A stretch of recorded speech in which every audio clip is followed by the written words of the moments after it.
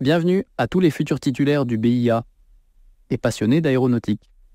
Dans cette capsule vidéo, nous allons explorer l'aérodrome, un élément central de la navigation aérienne et un sujet clé pour ceux qui préparent leur brevet d'initiation aéronautique.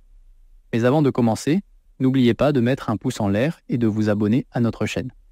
Cela nous encourage et nous aide à continuer à créer du contenu de qualité pour vous.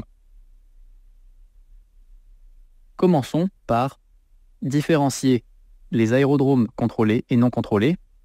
Un aérodrome contrôlé est un aérodrome où le service du contrôle de la circulation aérienne est assuré. Cela signifie que chaque mouvement d'aéronef, au sol ou en vol, nécessite une autorisation délivrée par un contrôleur aérien. Ce contrôle garantit une coordination sécurisée et efficace des opérations aériennes. En revanche, un aérodrome non contrôlé ne dispose pas de ce service. Les pilotes doivent alors se fier aux procédures standards et aux communications entre eux pour assurer la sécurité. Les procédures à appliquer sont celles de l'auto-information. On continue par la piste de décollage et d'atterrissage. La piste principale d'un aérodrome est orientée en fonction du vent dominant. Chaque piste est numérotée selon son orientation magnétique, arrondie au plus proche 10 degrés.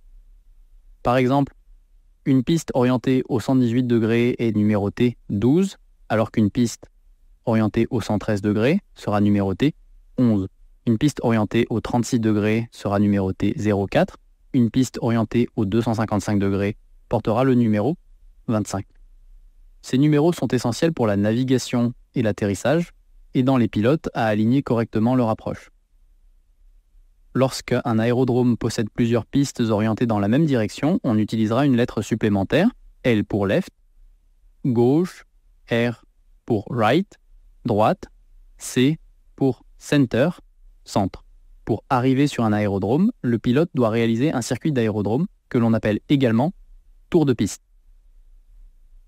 Le circuit d'aérodrome, ou tour de piste, est un parcours standard que les avions suivent pour les opérations de décollage et d'atterrissage.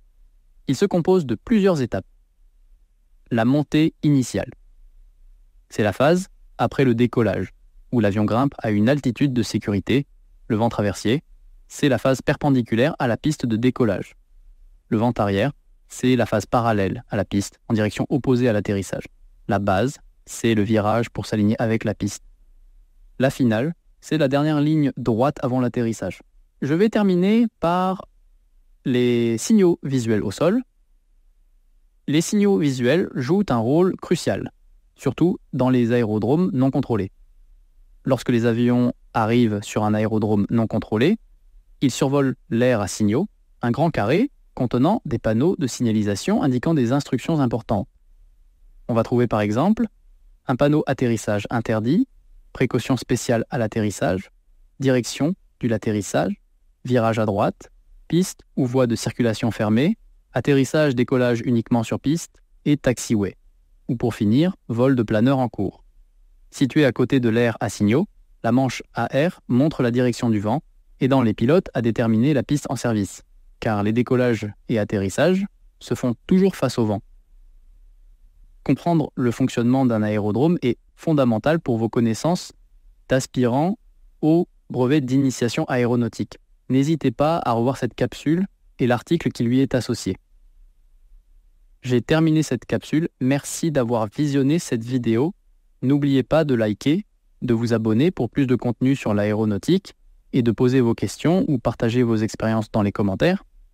Révisez bien, faites des QCM et je vous dis à très vite sur la prochaine capsule.